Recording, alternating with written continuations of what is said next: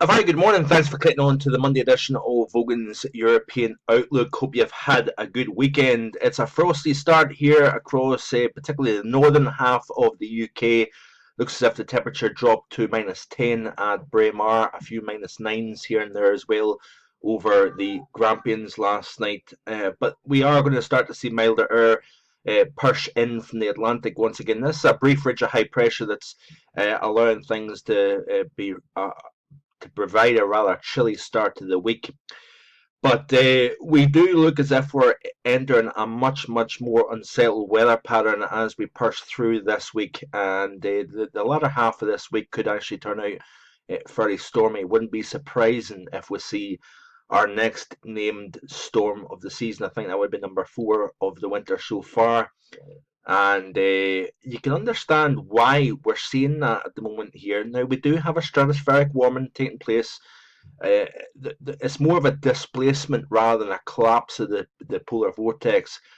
But you notice here at this moment in time, the GFS is showing the initial temperature profile of 10 millibars, with the polar vortex generally sitting over the North Atlantic to the west of the UK at the moment. And that's very nicely reflecting the 500 millibar pattern that we're going to see underneath that as we push late this week. We're going to start to see the jet really intensify across the Atlantic. We're going to see a much more zonal flow west to east from North America to Europe, and therefore we're going to see the breeding grounds for cyclogenesis, and fairly deep cyclogenesis at that. So this is the initial of the GFS 10 millibars within the stratosphere over the northern hemisphere. You notice here the warming taking place generally from Asia in across the North Pole. So we've shifted the coldest air at 10 millibars down over the North Atlantic here.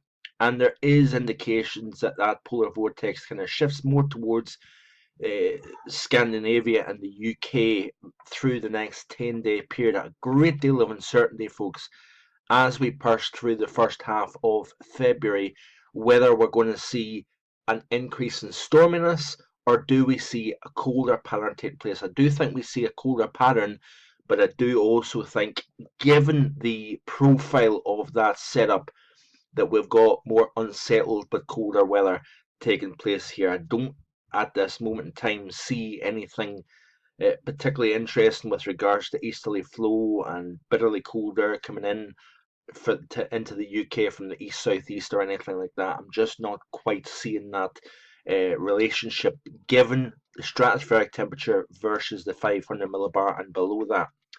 So let's have a look at GFS. This is the northern hemisphere view, and I'm only going to look at the rest of this week, folks. But you can see here that we've got a nice ridge of high pressure here extending from eastern Asia into northwest North America here. Trough that's generally extending from Hudson Bay all the way across to the UK. Now, this is as of 18Z Friday coming up. Let's get back to the initial here, and you can see here, remembering what was seen with the stratospheric temperature profile at the moment here, with the polar vortex generally sitting exactly where this area of low pressure and this negative is at the moment here. There's that ridge just providing the chilly air across the UK this morning. But look at this here. As we skip forward, watch how we've got, yes, somewhat of a negative NAO pattern, but we don't have that positive extending into the North Atlantic, shutting down the westerlies. What we are going to see is an increase in jet stream underneath that block and high. That has been the theme really in the past few years as well, that we've not really shut down that westerly flow, despite maybe having positive over Greenland.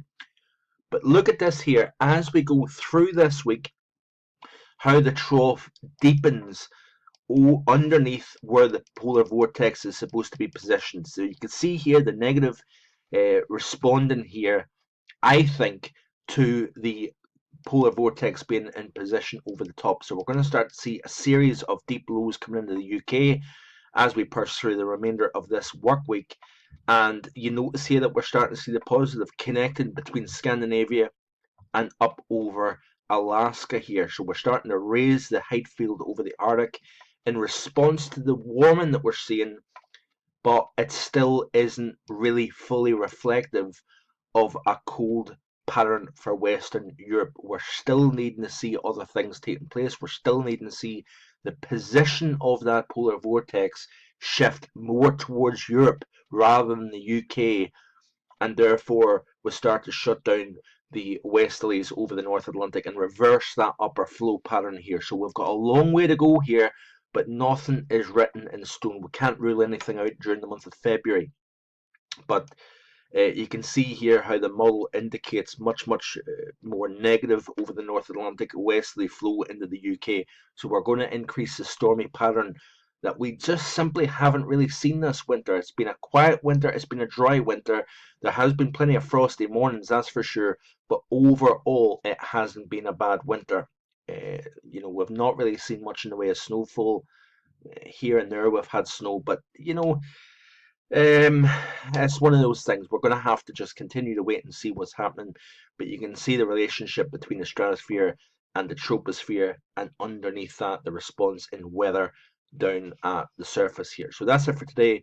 Do check out the written post. It will be available late on this afternoon, probably, and I'll be back again in the next couple of days. Hope you have a great one. Bye for now.